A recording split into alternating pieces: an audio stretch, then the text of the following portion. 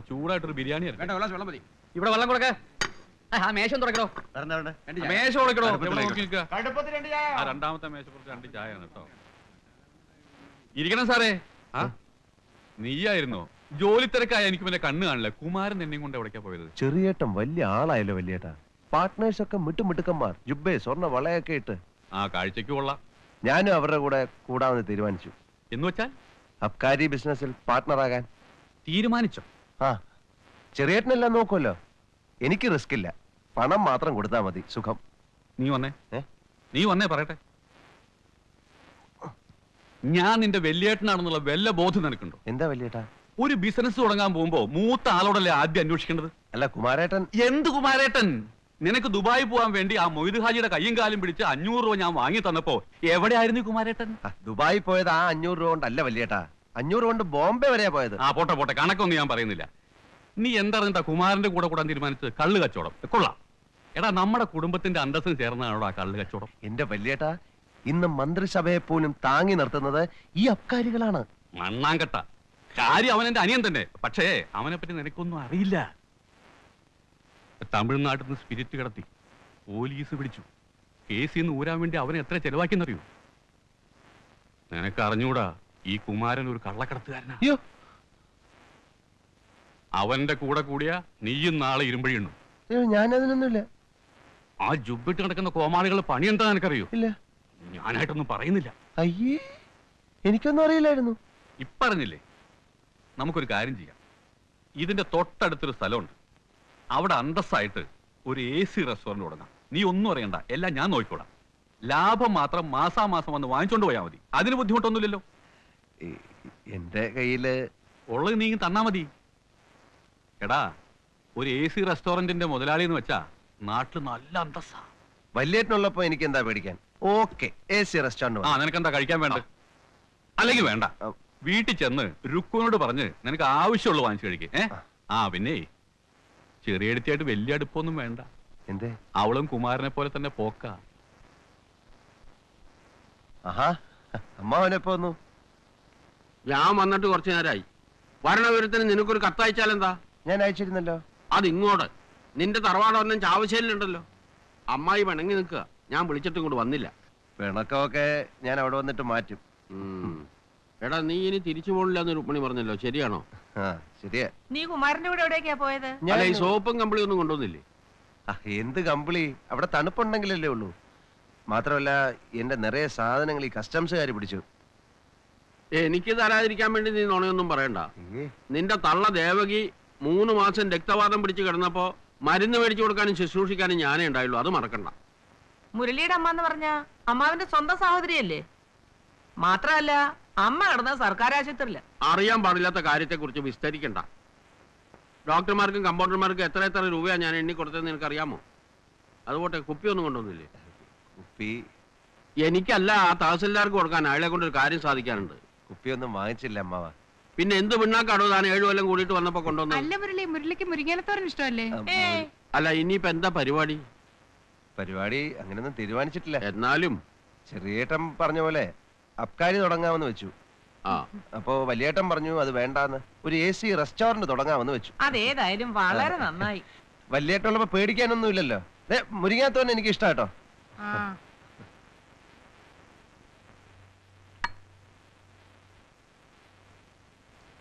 എന്താ?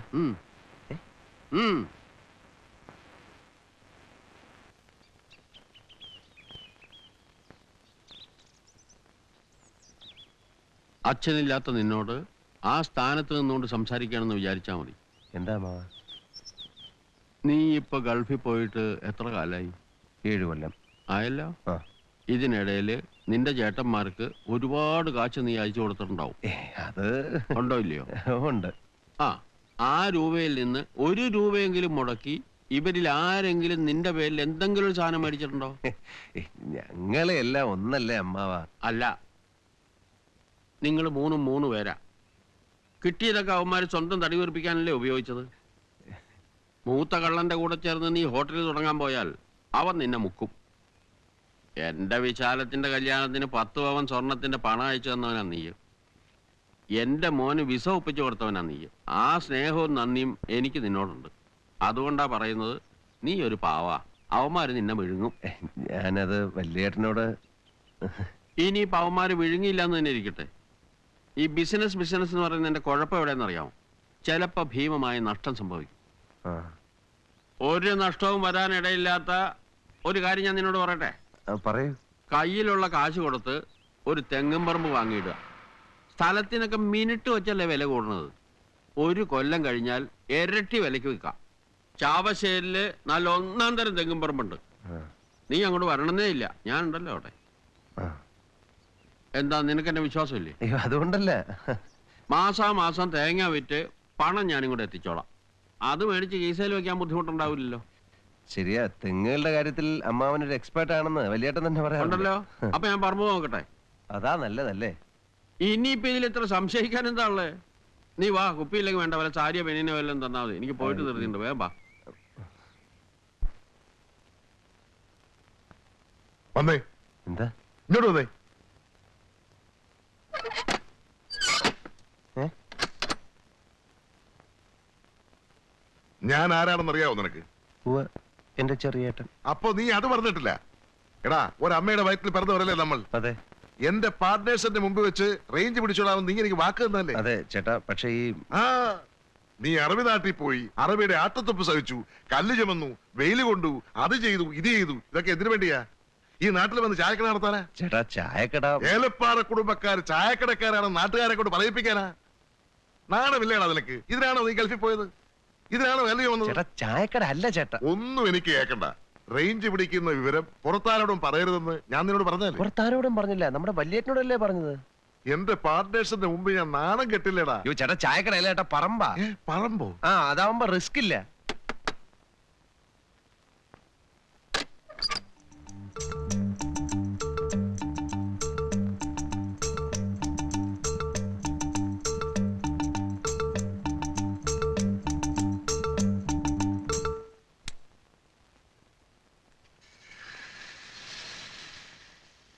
എഴുന്നേറ്റിട്ട് ഞാൻ കിടക്കയെ തന്നെ ഇരിക്കുകയായിരുന്നു. ചായ വരും വരും എന്ന് വിചാരിച്ച് ആരെയും കണ്ടില്ല.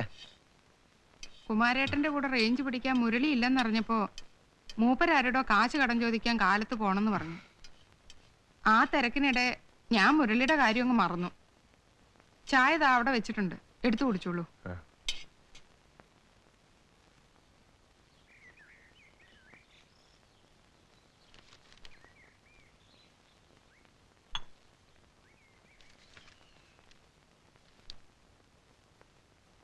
അധ്യാപിക AEOയ്ക്ക് പ്രേമലേഖനം എഴുതി.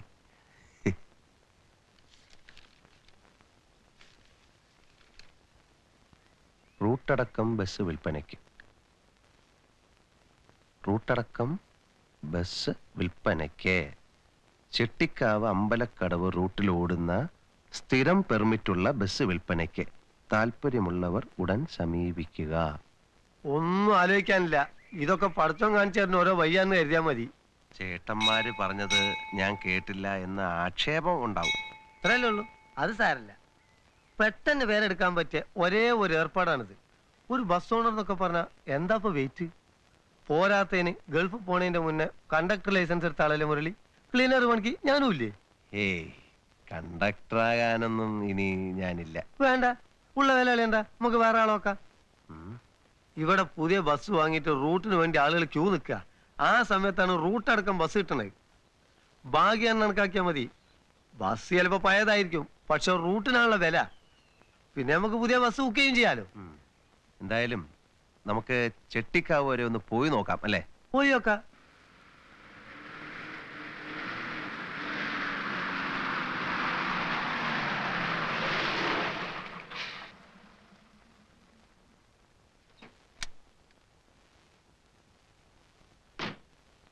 നല്ല പുള്ളിങ് ഉണ്ട്.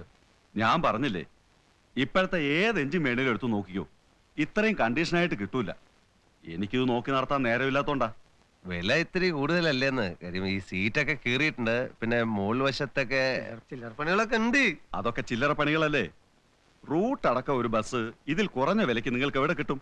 അല്ല, എന്നാലും വരൂ, നമുക്ക് അകത്തിരുന്ന് സംസാരിക്കാം.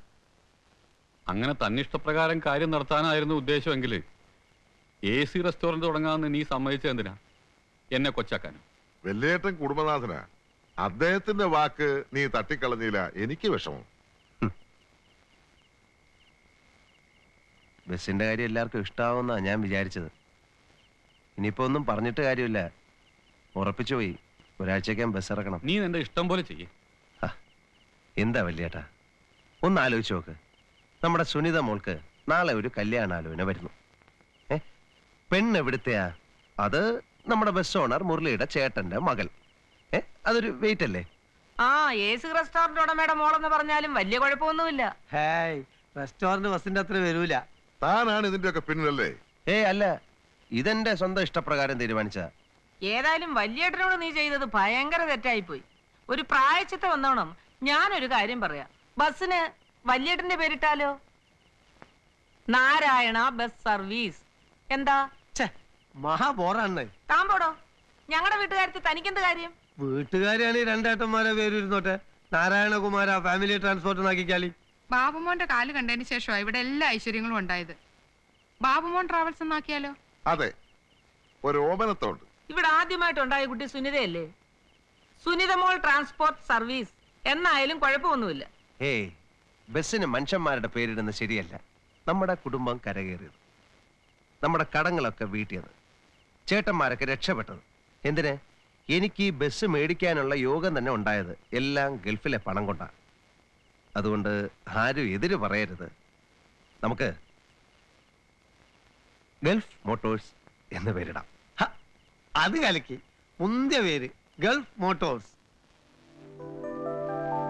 ഹംസേ, ബോർഡിന്റെ വലിപ്പം കുറച്ച് കുറഞ്ഞു പോയില്ലേ? ബോർഡ് പിന്നെ ബസിന്റെ അത്ര വലിപ്പുണ്ടാവും. ഒരു ബസിന്റെ ഓഫീസിന് ഈ ബോർഡൊക്കെ തന്നെ ധാരാളം. ഒരു ബസ് ഇപ്പോ നാളെ അത് 4, 10, 50 ഒക്കെ ആയിക്കൊടുന്നില്ലല്ലോ. സഹായിക്കട്ടെ. അതെ.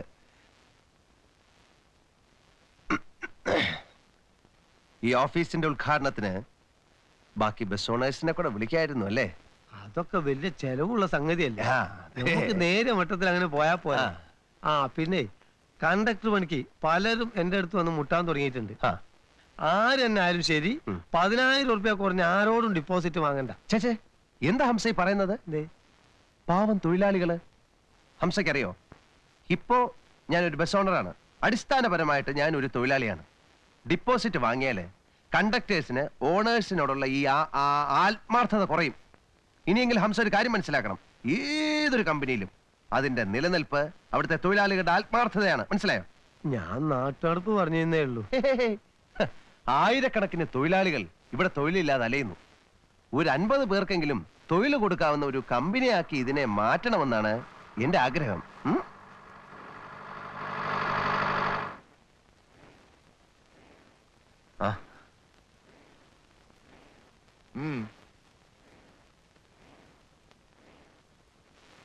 നിന്റെ ഇഷ്ടത്തിനനുസരിച്ച് നീ ബസ് വാങ്ങി.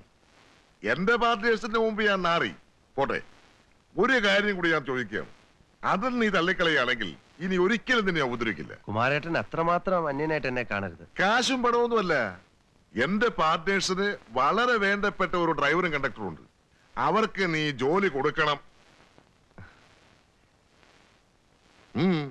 പറ്റില്ലേ പറഞ്ഞു?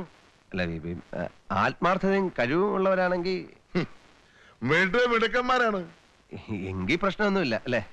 ഡ്രൈവർ എന്ന് പറഞ്ഞാൽ 20 വർഷം കുന്നിലും മലയിലും ട്രക്കോടിച്ച് തഴക്കവും പഴക്കവും വന്ന എക്സ് മിലിറ്ററി ഡ്രൈവർ ചാത്തുട്ടി.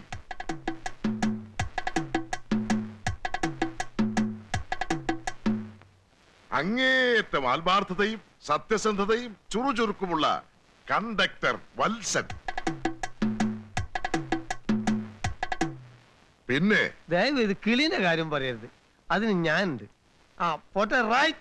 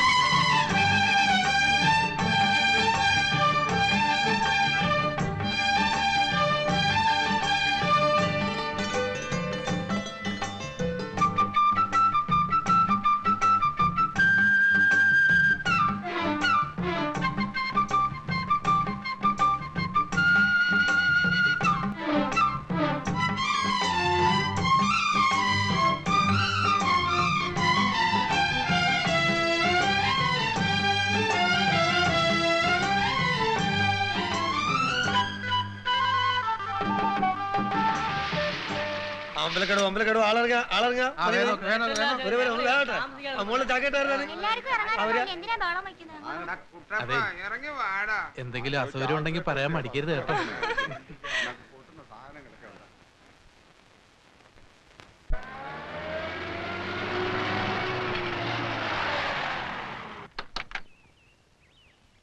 വത്സ, എന്തോ എങ്ങനെയുണ്ട് കളക്ഷൻ? തുടങ്ങുന്ന ദിവസമല്ലേ മുതലാളി, ഏതായാലും മോശം വരില്ലാന്ന് തോന്നുന്നു. ലഗേജ് തീരെ കുറവാണല്ലേ? അങ്ങോട്ടുള്ള ട്രിപ്പിൽ നല്ല ലഗേജ് ഉണ്ടാവും, ഇങ്ങോട്ട് പിന്നെ നാട്ടുംപുറല്ലേ. ഈ ലഗേജിനൊക്കെ നല്ലോണം ചാർജ് ചെയ്തോ. അതെ, ഒട്ടും കുറയ്ക്കണ്ട. വണ്ടിക്ക് വല്ലാത്ത കുലുക്കുണ്ട്. സെൻട്രൽ ബോൾട്ടിന് ഒരു ഇതുണ്ടോന്നൊരു സംശയമുണ്ട്. ഏത് തകരാറ്? ഇങ്ങനെ വരാൻ വഴിയില്ലല്ലോ. തൽക്കാലം ഇതിങ്ങനെ ഓടട്ടെ. പുതിയൊരു ബസ്സിനെ ഉടൻ തന്നെ ബുക്ക് ചെയ്യുന്നുണ്ട്. ഞാൻ അപ്പോഴേ പറഞ്ഞില്ലേ. ഡ്രൈവറെ സ്പീഡ് തീരെ പോരാട്ടോ.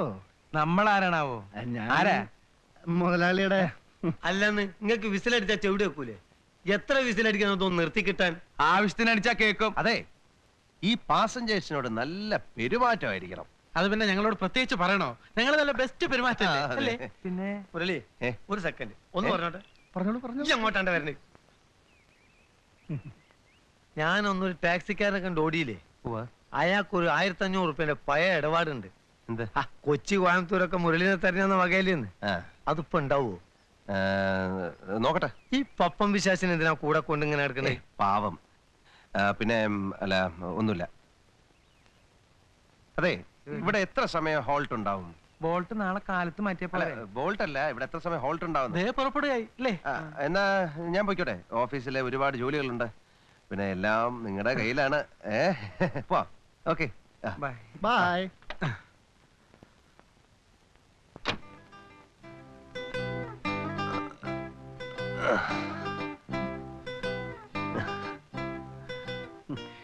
ഒരു ബസ് ഓണർ ആവുകയെന്നൊക്കെ വെച്ചാ വലിയ ഉത്തരവാദിത്തങ്ങളൊക്കെയാ അല്ലേ പറഞ്ഞേട്ടാ? എന്താ ഇത്ര സംശയം? നമ്മുടെ കണ്ണ് എല്ലായിടത്തും ചെല്ലണം.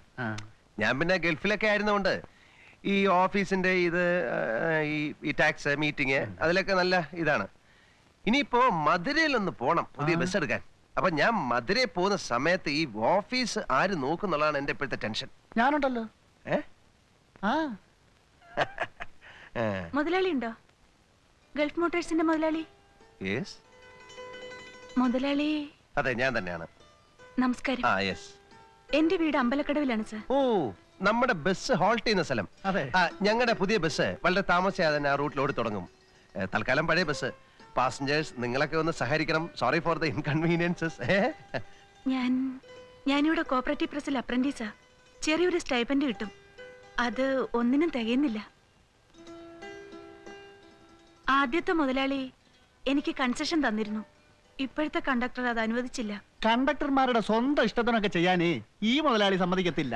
എനിക്ക് ഹാഫ് കൺസെഷന് വേണ്ടി ഒരു പാസ് എഴുതി തന്നാ വലിയ ഉപകാരമായിരിക്കും. പാസ് പറ്റില്ല. നിങ്ങൾ വിദ്യാർത്ഥിയൊന്നുമല്ലല്ലോ, ആണോ? ഞാൻ പ്രിന്റിംഗ് പഠിക്കാണ്. ഈ പ്രസി ജോലി ചെയ്യുന്നവരും ബാങ്കിൽ പണി എടുക്കുന്നവരൊക്കെ പാസ് ചോദിച്ചാലേ നാ പിന്നെ എല്ലാവർക്കും പാസ് കൊടുക്കേണ്ടി വരുമല്ലോ, അല്ലേ? കറക്റ്റ്. ഇപ്പൊ ഡീസലിന് എന്താ വില? സ്പെയർ പാർട്സിന് എന്താ വില? ഓയിലിന് എന്താ വില? അതെ അതെ. അപ്രന്റീസ് എന്ന് വെച്ചാ സ്റ്റുഡന്റ് തന്നെയാണ്. ഒന്നും പറയണ്ട, ബസ്സിന് ഇറങ്ങിയതേ ഉള്ളൂ, അതിനു മുമ്പേ തുടങ്ങി. മുതലാളിയാണെങ്കിൽ പല പല ബിസിയാ. യെസ്, പുതിയ ബുക്ക് അല്ല, പുതിയ ബസ് ബുക്ക് ചെയ്യാൻ വേണ്ടി മധുരയിൽ പോണം. പിന്നെ കളക്ടറേറ്റ്, RTO ഓഫീസ്, പിന്നെ വേറെ ചില ആൾക്കാരെ കാണാനുണ്ട്. അങ്ങനെ വളരെ ബിസിയാണ്.